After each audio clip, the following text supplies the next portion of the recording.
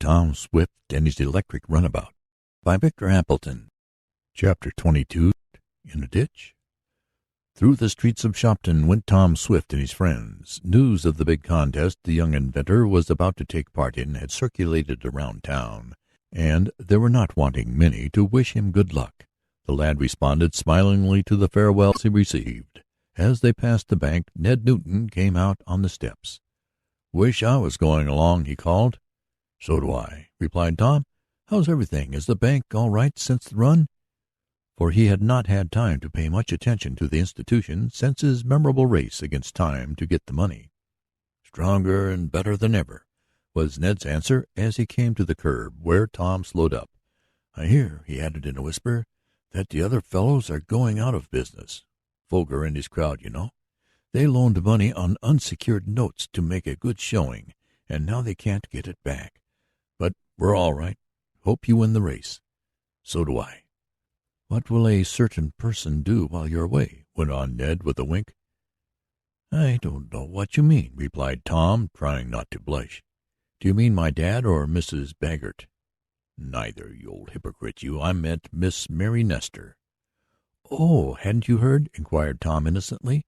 "She's going to Long Island to visit some friends, and she'll be at the race." "You lucky dog," murmured Ned with a laugh as he went into the bank. Once more the electric auto started off, and was soon on the quiet country road, where Tom speeded it up moderately. He hoped to make the entire distance to the shore cottage on the single charge of current he had to put into the battery at home, and, as there was no special need for haste, he wanted to save his power. The machine was running smoothly and seemed able to make a long race against time. The travelers ate lunch that day at Pendleton, a town some distance from Shopton. They had covered a substantial part of their trip. After a brief rest, they started on again. Tom had planned to spend 2 days and 1 night on the road, hoping to be able to reach the shore cottage on the evening of the second day. There, after recharging the battery, he would spend a night or two, and proceed to the track, ready for the race. They found the roads fairly good, with bad stretches here and there, which made it necessary for them to slow down. This delayed them, and they found the shadows lengthening and darkness approaching when they were still several miles from Burgfield, where they intended to sleep. "Will it be all right to travel at night?" asked Mr. Damon, a bit nervously. "Why, are you thinking of hold-up men?" inquired Mr. Sharp. "No, but I was wondering about the condition of the roads," replied the eccentric man. "We don't want to run into a rock or collide with something." "I guess this will light up the road far enough in advance so that we can see where we are going," suggested Tom, as he switched on the powerful electric searchlight. Though it was not dark enough to illuminate the highway to the best advantage, the powerful gleam shone dazzlingly in front of the swiftly moving auto. "I guess that will show up every pebble on the road," commented the balloonist. "It's very powerful." Tom turned off the light, as until it was darker he could see to better advantage unaided by it. He slowed down the speed somewhat, but was still going at a good rate. "There's a bridge somewhere about here," remarked the lad, when they had gone on a mile further. "I remember seeing it on my road map.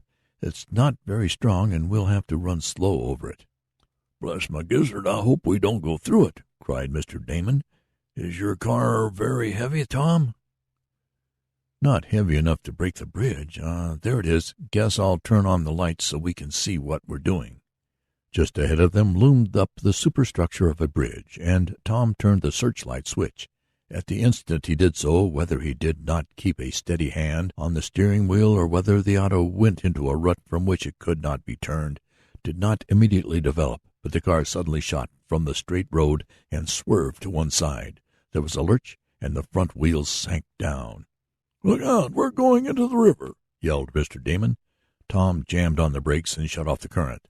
The auto came to a sudden stop. The young inventor turned the searchlight downward to illuminate the ground directly in front of the car. "Are we in the river?" asked Mr. Sharp. "No," replied Tom, in great chagrin. "We're in a muddy ditch, one at the side of the road, wheels in over the hubs. There should have been a guard rail here. We're stuck for fair."